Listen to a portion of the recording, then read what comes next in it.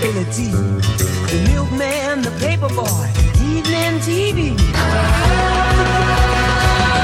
Everywhere you look, there's a heart, a hand to hold on to. Everywhere you look, there's a place.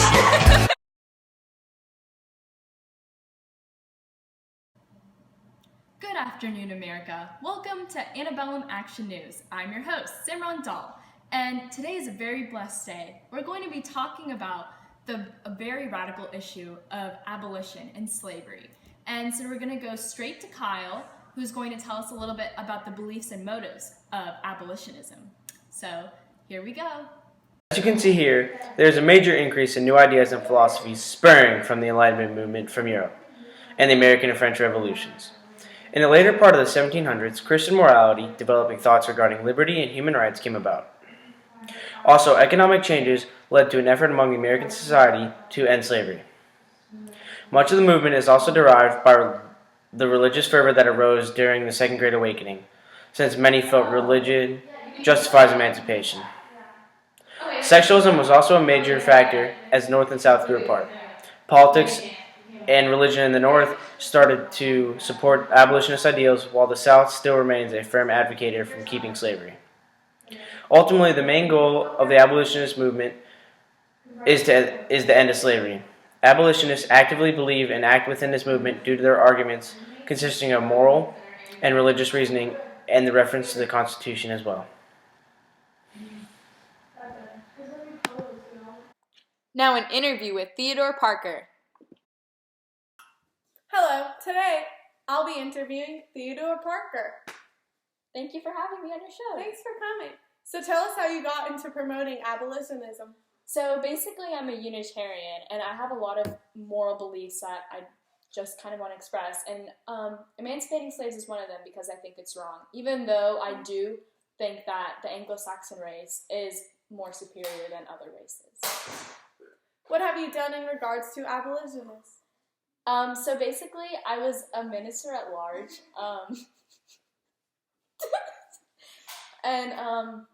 so I was a minister at large to fugitive slaves in Boston, and I'm also the chair of the Vigilance Committee, which is basically a committee an organization that I started in Boston, which helps fugitive slaves with hiding and preventing the recapture of their recapture, because especially after the fugitive slave law of 1850, basically we find it very unfair that free slaves have to be returned back because they basically achieved their independence. And ultimately we are just strong in promoting the emancipation of slaves. What's your story in regarding the crafts? So what happened was the crafts were two slaves that escaped from Macon, Georgia, and they got up to Boston, and a lot of the slavery recapturing people were after them, especially after the law, because in the law it required you and they're like rewards. So they were going to be caught, but the Vigilance Committee stepped in and we protected them, and I took them into my own home and we got them to Canada. So that was a success story we had with the crafts. Well, thanks so much for coming on the show. Thanks. It was great. And now an interview with Wendell Phillips. Hello, and welcome back to Antebellum Action News. Today, we have Wendell Phillips. Hello, thank you for having me on your show. All right, let's get started. So tell me about how you got into promoting abolitionism. So I was a lawyer before, and I actually came into contact with a close friend of mine named William Garrison, and he kind of influenced me into getting into abolitionism. And because I was a lawyer before, a lot of my lawyer skills that I incorporate, learned speaking and preaching, I kind of just used to my advantage in promoting my morals and beliefs that are basically against slavery. And what have you accomplished? So, I don't want to brag or anything, but, I'm known as a pretty good orator. In fact, a lot of times people call me Abolition's Golden Trumpet. Oh. And this kind of came from the time when, if you recall, Elijah Lovejoy's death, that was known in the news. And I honestly think he's a martyr, and I really expressed that at at this conference at Faneuil Hall. And so basically, I just made my opinion heard, and a lot of people kind of saw that. That's actually where I came to become closer friends with William Lloyd Garrison. Mm-hmm. So, so that's kind of where I started out. And later on, I participated in, I have this thing called the Free Produce Movement, which basically I don't wear anything or like eat anything that's made by slaves. So like sugar from canes or cotton, like I don't wear cotton. Yeah. And also I participate, or I'm in the American Anti-Slavery Society, and and hopefully I'll become the president if Garrison. Yeah, that's wonderful. Yeah. So what are your goals and thoughts about abolitionism and slavery? So basically, I think the North needs to really just get together and fight slavery and not let the South have slavery, because it's just so wrong. And basically, that's my major belief. And I also think that basically my major belief is that slavery is unconstitutional. Bottom line, it's unconstitutional. It's against that people are equal, and it's just not right. So, yeah. All right, there you have it. Thank you very much, Mr. Phillips. Thank you.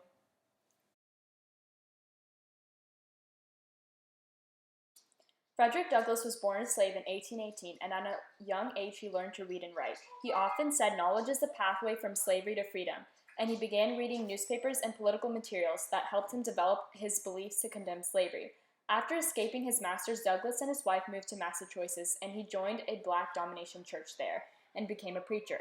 That's where his abolitionist career took off, and he came into contact with William Lloyd Garrison, a leading abolitionist. Both were mutually impressed with one another, especially Douglass, who was greatly impressed by Garrison's newspaper, The Liberator.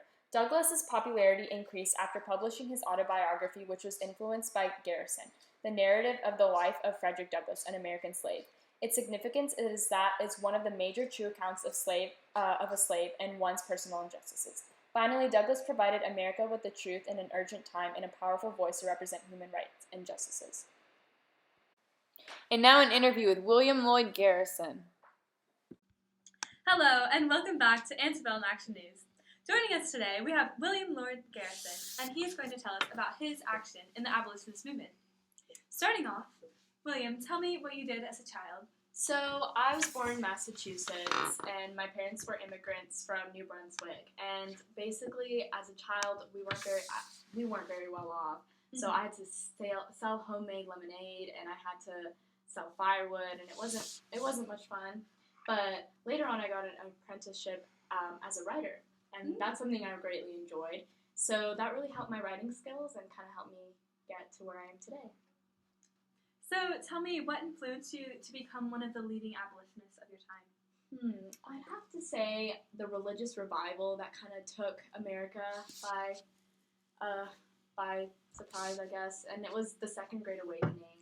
And it just showed me that how unchristian it is to see slavery. It's such a horrendous act and completely against Christian morals. So. Right. How did you get started? So basically, first off, I was a co-editor with Benjamin Lundy at the Quaker newspaper called The Genius of Universal Emancipation, and that was in Baltimore, Maryland. And I had a thing going on there called The Blacklist, and I ran into a little trouble with that, but basically I described the barbarities of slavery and like all the whippings and horrendous acts that they had to face. And after that, I decided to start my own newspaper with a friend called The Liberator, in which I basically it was an anti-slavery newspaper directed towards that, just trying to get my voice out. And it just kind of showed, like, it took off, which was nice because it showed how well the media is playing into this kind of abolition movement. And my motto was, our country is the world, our countrymen are mankind. So wonderful. I just want to show that how important our people are in our country. And how did you become a successful abolitionist? Well, it took a lot of writing, obviously. I started at an early age, but also networking with people. And I actually started in 1833, the American Anti-Slavery Society, or AAS, as they call it. And its purpose is basically that slaveholding is a heinous crime in the sight of God. And so basically we're just trying to show how unchristian slavery is and how it's completely wrong and how we should stop and emancipate the slaves. And lastly, tell us, what have you done in regards to the movement? So basically, as I've just summing it up, I've been engaged with the newspapers such as The Liberator, that's my main focus, and also the American Anti-Slavery Society. So yeah. Well, there you have it. Thank you so much, Mr. Garrison. Thank you.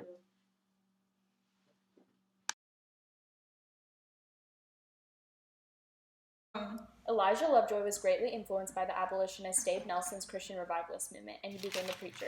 He returned to his former job as an editor of the St. Louis Observer and also started the Alton Observer in Illinois. Many pro-slavery groups were against Lovejoy and his publications, and eventually they rioted after Lovejoy criticized a judge. And when Lovejoy went outside to stop them from setting fire to his warehouse where his printing press was, he was shot and killed.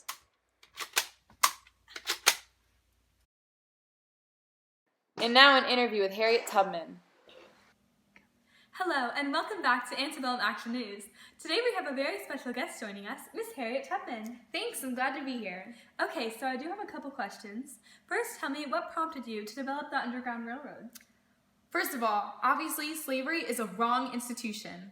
It's against our morals and our God and our society. I want change, but for now, I find it my duty to help as many people as I can escape this wrong evil. Wow, you are so strong. So after helping 300 slaves and finding freedom for yourself, what are you doing with the abolition movement? Well, I'm actively helping John Brown. He has asked me to help in an attack on slaveholders at Harper's Ferry. Other than that, I focus on trying to help people and express my opinion on the abolition of slavery and emancipation of slaves. I am also friends with the leading abolitionists of today, and I take part in anti-slavery meetings. Thank you so much, Ms. Tubman. Thank you. Nice to meet you.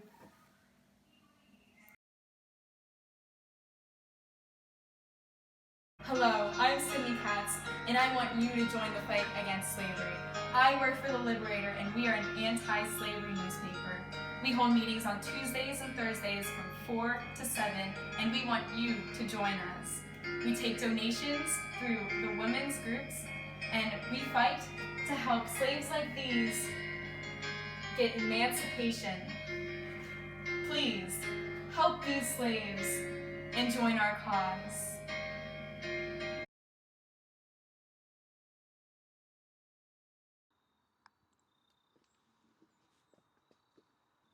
Hello, fans, and welcome to Lauren and Kristen's Book Club. Today, we will be giving you the inside scoop on the latest hit novel, Uncle Tom's Cabin by Harriet Beecher Stowe. I loved reading that book. Stowe's story was an immediate hit all across America and sold 10,000 copies within the first week. 10,000? I know, unbelievable. The novel had a powerful impact on the ending of slavery. Stowe labels slavery as an evil institution that needs to be completely eradicated. She demands that it be replaced by a different type of economic system. She suggests a free market capitalist system. Uncle Tom's Cabin serves as a direct protest to the Fugitive Slave Act of 1850, which made the federal government responsible for returning runaway slaves to their owners. That was on page 97. I loved reading page 97. So continuing, it allowed federal commissioners to force citizens to seize and report fugitive slaves, often against their wills, or they may face fines or imprisonment. The Fugitive Slave Act and Uncle Tom's Cabin sparked new energy for the abolition movement. Stowe also included many details in her novel regarding the issue of Christian churches failing to condemn slavery. She crafts her novel with both abolitionist and religious views, portraying slavery as both unchristian and immoral. Overall, Harriet Beecher Stowe's Uncle Tom's Cabin proved to be a major trigger in the momentum of the abolitionist movement. Well, catch us next week on Kristen and Lauren's Book Club. Peace. One. So, have you ladies read the latest edition of The Liberator? Yes, I love reading that newspaper. Of course, it's my favorite. It is so informative, but it honestly breaks my heart to think of the slave families that are separated. It's so sad. I couldn't even imagine as a mother. Her children being ripped away from her. I need a minute. It's too sad. I can't even imagine. I'm sorry.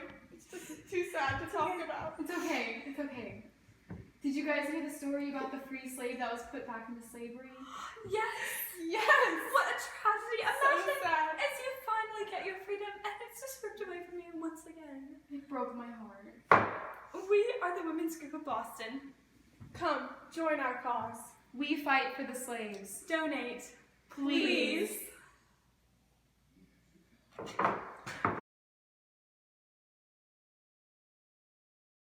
Welcome back to Antebellum Action News. If you've been actively following the abolition movement, you'll definitely know who this next man is. However, do you really know what happened during his raid at Harper's Ferry? Here's Sydney with the scoop on John Brown and his real participation in this great abolition movement. Thanks, Simran. John Brown was a man who strongly believed in the emancipation of slaves. He was the leader of the raid on Harper's Ferry, and he and his men had to pay severely for their actions supporting the abolitionist cause. In 1855, John Brown killed many supporters of slavery. Do you support slavery? Yes! Finally, do you support slavery? No. Oh, I guess you get the win. Thank you. Have a nice day. You too. He and his men raided Harper's Ferry in order to acquire weapons for his slave army. After realizing that word had spread to Washington, John and his men attempted to create a truce with the U.S. Marines. Here's our white flag, and we're just offering a truce, and we just want to get past this situation. Robert E. Lee from the Marines. Well, I say no. Oh my God! I've been stabbed. After the truce failed, the Marines stormed in and saved the hostages.